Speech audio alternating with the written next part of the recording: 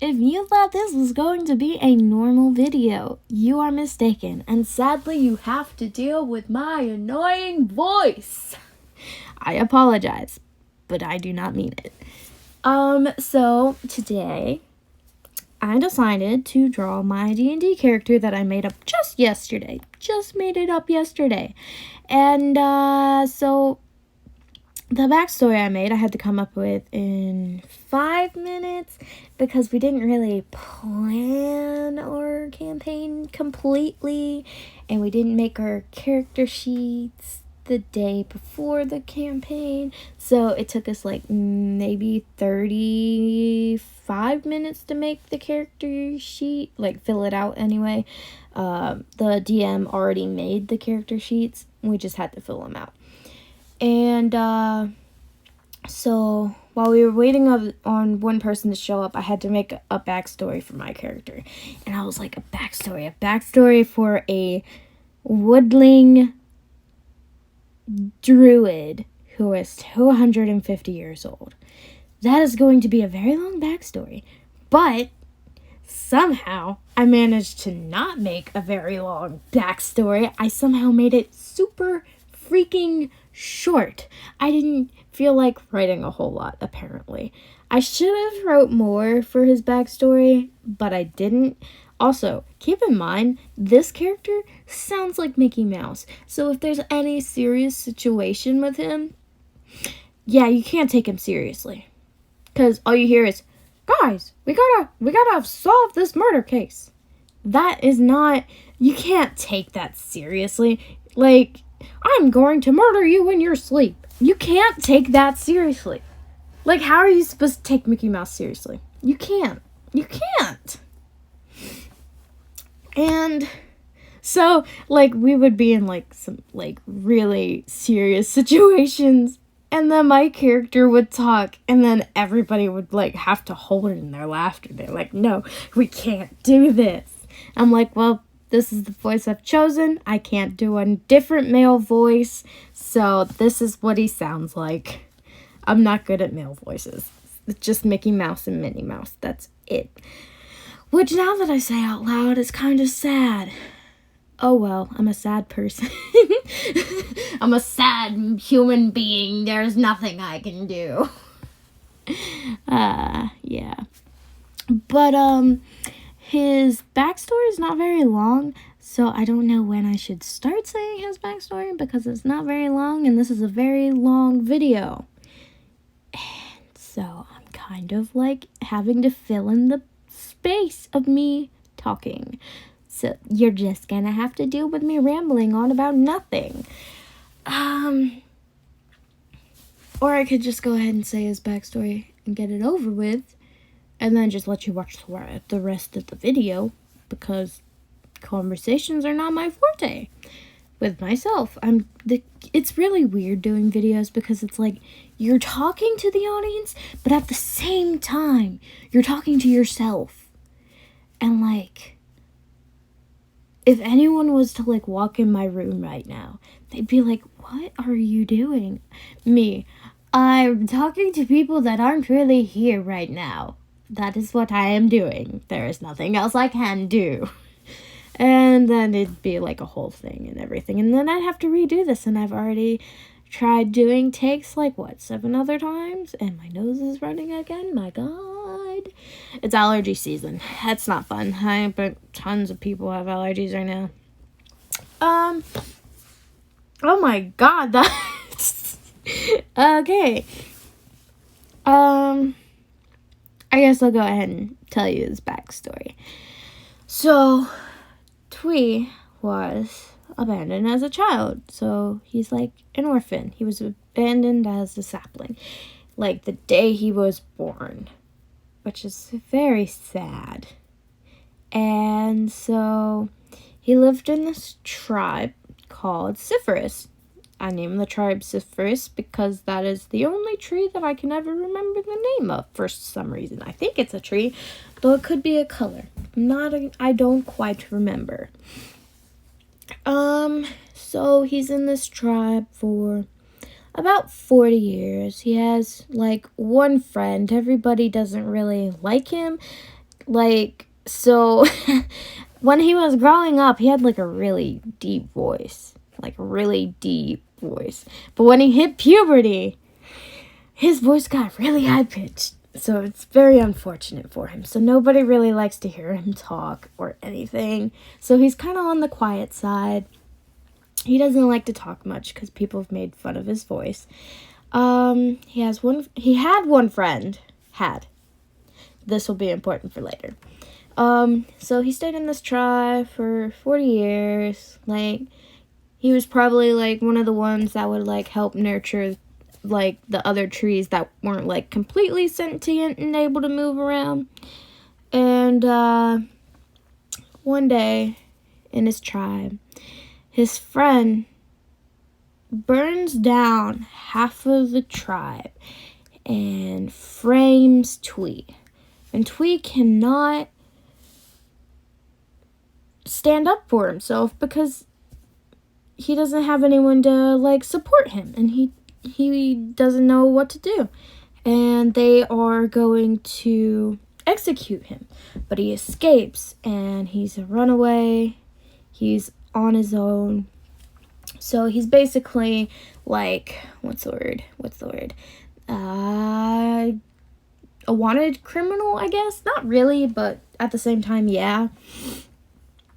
So then for about 100 and I want to say like 80 years, maybe, he's like on his own by himself.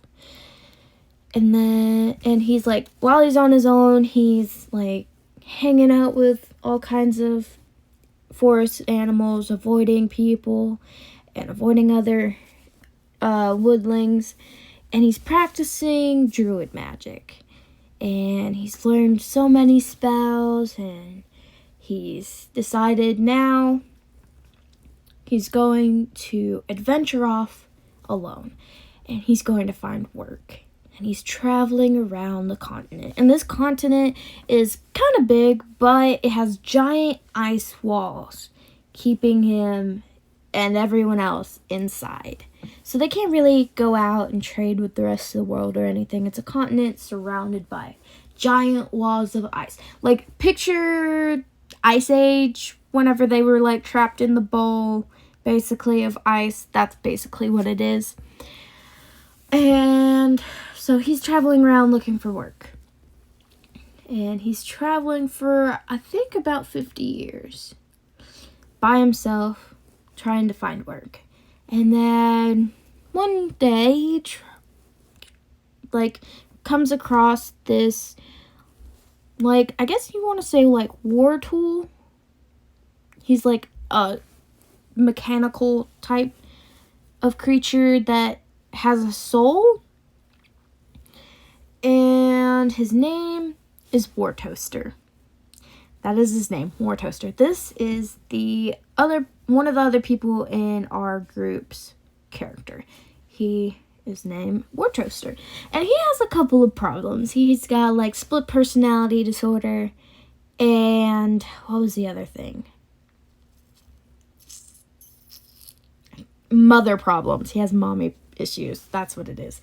Mommy issues. So that's his issues. And so they're traveling around together now for work and everything. Okay, I thought I was about to sneeze. Well, that wouldn't have been fun. And then after this, they, like, reach a town looking for the mayor because he has work for them. And they meet, like, this little owl creature. He's, like, 2.5 feet tall. Oh, wait, did I say how tall War Toaster was? I think he's, like, 6.5. He's 6.5 feet tall. And then this owl creature stands at 2.5 feet tall. I am Tree, who is 12 feet tall. This thing can look up at me and not see my face, basically, because he's so short. But he could sleep on my shoulder because he can fly. So, yeah, it's pretty interesting. And, like, he's gone to, like, a college and everything. So he's smarter than me and War Toaster. So, and and tweet. Wait, where am I? Brain function, please. Yeah, my brain wasn't working. Okay, so the bird delivers mail, I guess. Like, he delivers packages, mail, shipments, stuff like that. I don't know how he would do shipments. He's, like, so tiny. How would he move anything huge? I don't know. Maybe he'd get a carrot or something. Maybe. And at this point, this is where I ask myself, Grim, what the fuck are you doing? And I respond, I have no idea. I have no idea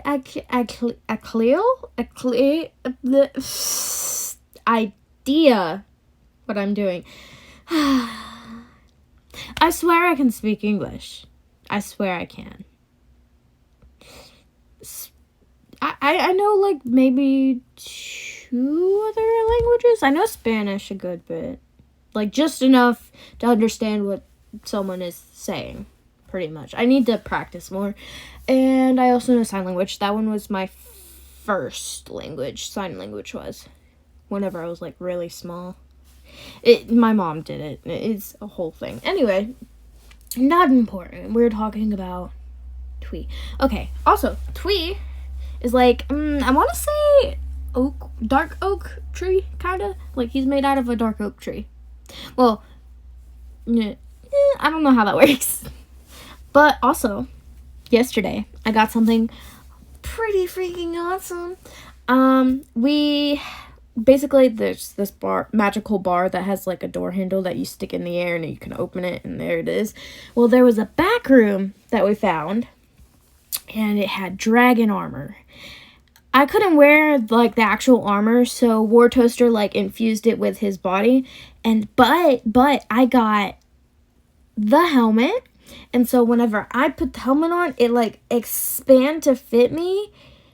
And then, instead of, like, normal horns, it gave me, like, I think it was moose antlers? It's either moose antlers or deer antlers. I think it was moose antlers. And I also got this pretty freaking cool sword. It's, like, got a black blade, and it's got smoke coming off of it. It's like black smoke. It's really freaking cool. I need to draw it one day. I might add it to this page with Twee. I forgot his name for a second. Jeez. And I think it has like a red stone in the hilt of it. So it's pretty cool, I think, anyway. Also, so one of the things we had to figure out yesterday was, what does Twee eat? So, Twee, if he's, like, sleeps standing up, he doesn't have to eat or drink the next day. But if he doesn't do that, he can eat leaves off of other trees, or he can eat leaves off of himself. Yes, I know this is auto-cannibalism, but I thought it was pretty freaking cool, though. You know? Because, like, what else is he going to eat, really? Because he's a tree, other than, like, water and sunlight. But I thought it was, like, interesting that he could just, like, do that. Also, you probably hear my marker. That's because I'm adding, like, moss to him right now. But that's totally unimportant. I'm the type of artist that'll be like, yes, I'm done. But then later they're like, no, I can always add more.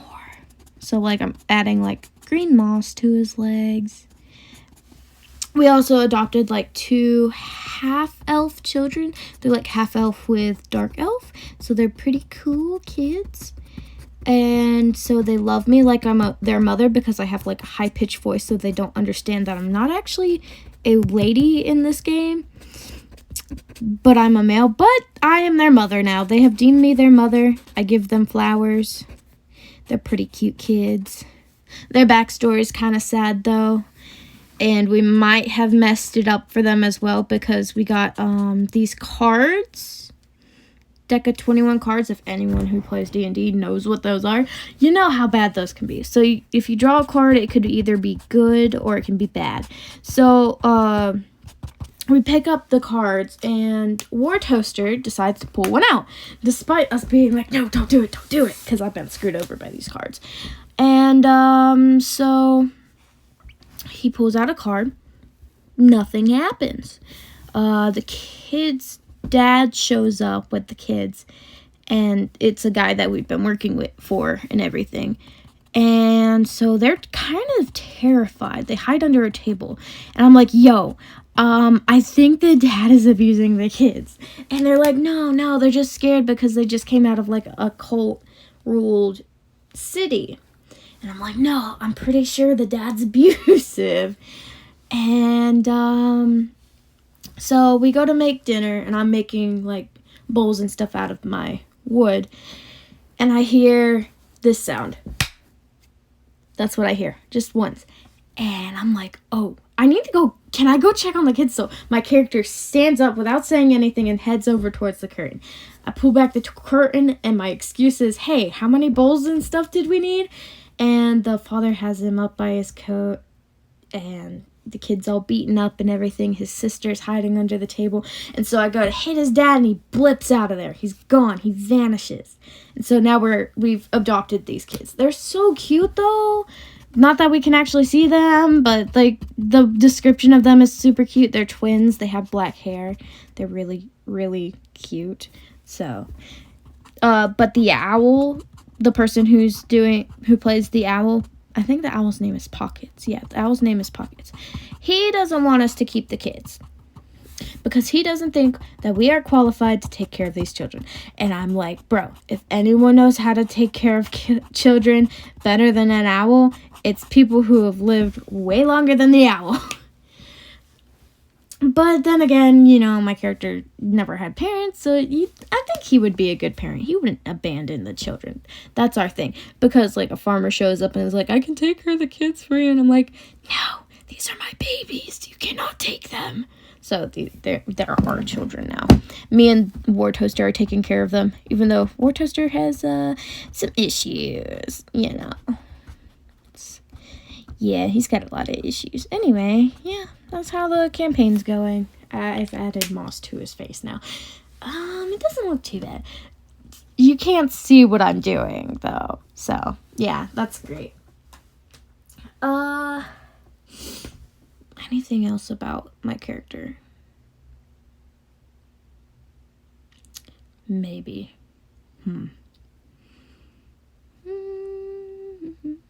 Oh, right, the three creatures, not characters. My God, my brain doesn't work. The three creatures he can turn into is a crag cat, a dire wolf, and a giant hyena. So the dire wolf is pretty freaking cool. And also,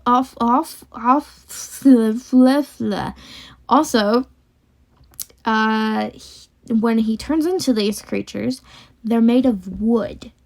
They're not made of, like, the normal thing they're supposed to be made out of, flesh. No, they're made out of wood. So they look pretty cool. And so, like, teeth and stuff is made of, like, thorns. And spikes are made out of thorns. And the rest is, like, all kinds of wood and, like, vines and stuff. So, I mean, he's pretty cool, man. I think I did a good decision in making him a wood creature. So this is also the first time I've played a male and druid and woodling. I usually play like a dark elf, rogue, or I think the last one I'm working on is Aasimar. I don't know if I recorded that drawing on here. I think I did. She's got, like, skeletal wings. She's a bard Aasimar. So that was my first bard. But I usually play, like, rogues because I like to be sneaky. And also shiny stuff, shiny gold and stuff. Also, there's, like, what's the show called? I forget what the show's called, but there's a show on Amazon Prime that's basically like D&D. It's pretty good. I can't remember what it's called. Anyway, I hope you like and enjoyed this video. I might be able to make another one next week. I haven't decided. It depends on if my creativity flows. So, have a good day, I guess.